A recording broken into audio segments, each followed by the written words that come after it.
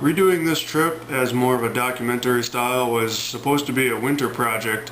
Well, last week out here it was 50 degrees and sunny and green for a few days. It reminded me I was behind on this project, but since this is Michigan, this weekend it snowed about 6 inches. It's still currently about 20 degrees outside and most of that snow is still on the ground. So we got plenty of time to talk about day 3 of Big Trip Out West.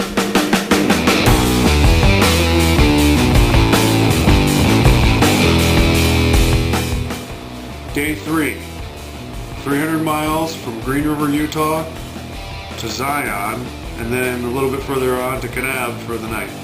So some excitement for today, not just the super slab that the previous 2 days had. Similar to that first day, there was a lot of excitement.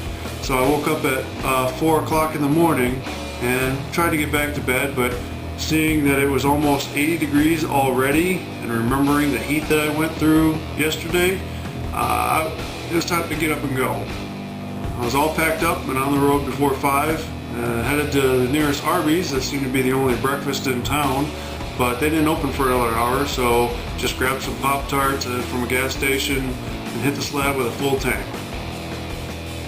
Well, like I said about yesterday, this Green River was the only exit with services for 100 miles. So I got into the 100 miles no service section, and there were plenty of overlooks with restrooms, so my bathroom needs would be met the entire time. There are also plenty of signs advising against drowsy driving, encouraging people to pull over, take a rest, go ahead and sleep in the rest area. Very different than some of the rest areas I've seen that have a lot of no overnight, no camping type signs. So I really enjoyed coming out of Denver, but this was even better. I didn't think it could get better. It was better. The curves, the sun was coming up, there was nobody around.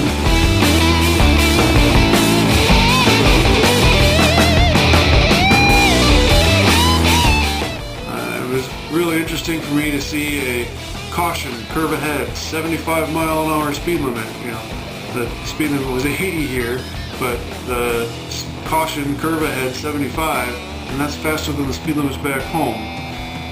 Then a little while later, I was off the interstate and on the back roads, and the roads were pretty cool.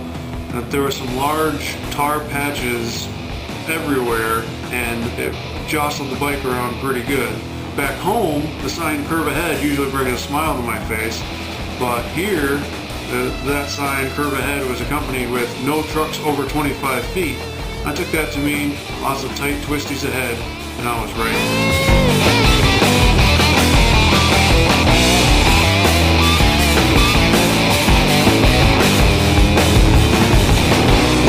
Zion was the main target of today. I had seen Cedar Breaks National Park on the map and figured I'd stop there too. It was right along the way. The way I came in, I didn't see a ranger booth, so I got in for free. Stopped, took a quick picture, and headed on down the road because I really wanted to get to Zion. The back roads here were in really great condition. In fact, the GPS showed me off-road several times, so must be brand new roads in the area. Eventually, I got to a sign that said Zion this way, and I was really excited to be real close. But it seemed like I was going a long ways on this road. I hadn't got to the entrance of Zion yet. Finally got to the entrance, and I stopped to get a picture with the sign. It seemed like everybody was stopping to get a picture with the sign. So I politely waited my turn, but a lot of people were taking a lot of time climbing over the sign, taking turns with this person in front, that person in front. Eventually, a group of 3 motorcycles came the other way. While they were getting their picture, I went up and offered the third guy. I said, "Hey, why don't you get in there? I'll take your picture." And so did that. And then they came back and said, "Well, could we take your picture?" I said, "Perfect." And then they were a little confused because I ran away from them because I wanted to get the bike in the picture. I didn't come 2,000 miles to get my picture in front of the sign. I wanted me and my bike in front of the sign. So moved on into Zion. It was very hot again, and I knew I'd be just crawling 5 miles an hour, 10 miles an hour through the main road of Zion, so I'm usually an all gear all the time kind of guy.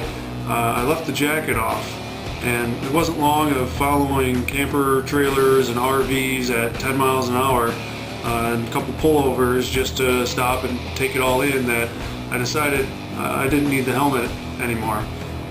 So I was looking for a way to strap the helmet to the back seat of the bike. I was really concerned about it falling off and breaking the helmet. I was more worried about that than me falling and hurting myself. Putting around Zion National Park was awesome. I could keep an eye on the sights and an eye on the road. I was going slow enough. I didn't feel endangered by my choice to ride without gear.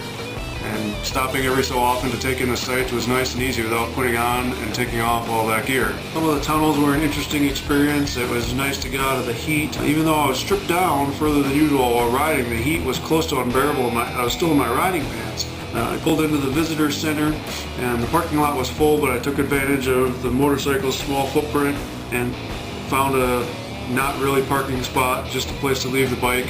Went into the restroom to change into jeans. So wearing jeans, a t-shirt, no helmet, no gloves, it felt really strange, but just idling through the park, I still felt fine.